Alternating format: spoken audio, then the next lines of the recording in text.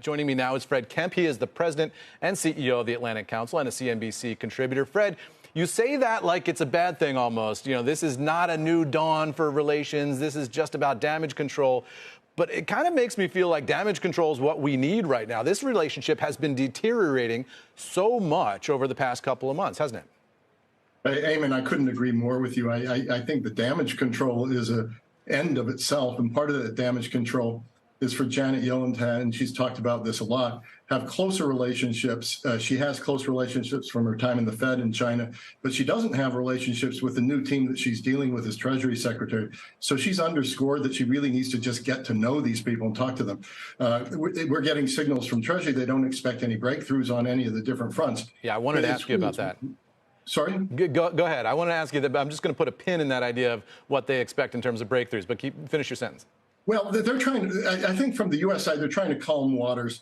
We're in a geopolitically and geoeconomically incredibly fragile, volatile period. It's the worst stage Chinese-U.S. relations have ever been in. But look at it from the Chinese side. People say, well, the Chinese are saying that we're involved in economic, political suppression. So why would you want to meet with us at this time? Well, all you have to do is look at the statistics. You have a 20% trade fall. 20% youth unemployment. You have exports shrinking by 7.5%.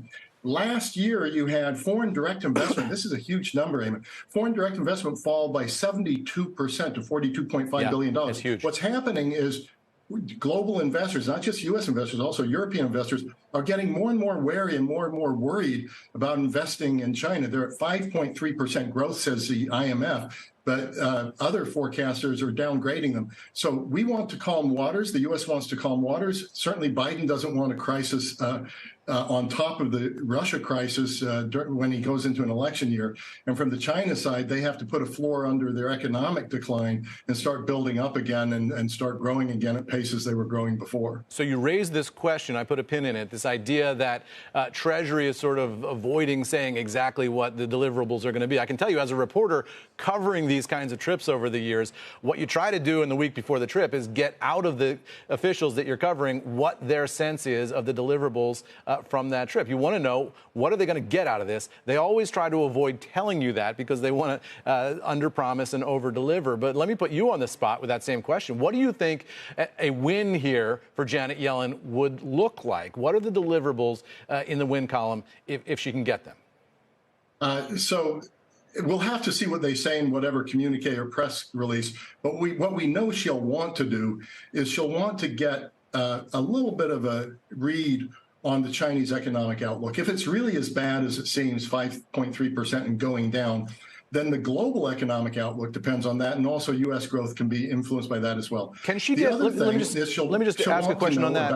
I'm sorry to interrupt again, but let me just ask a question on that. Can she get real information while she's there?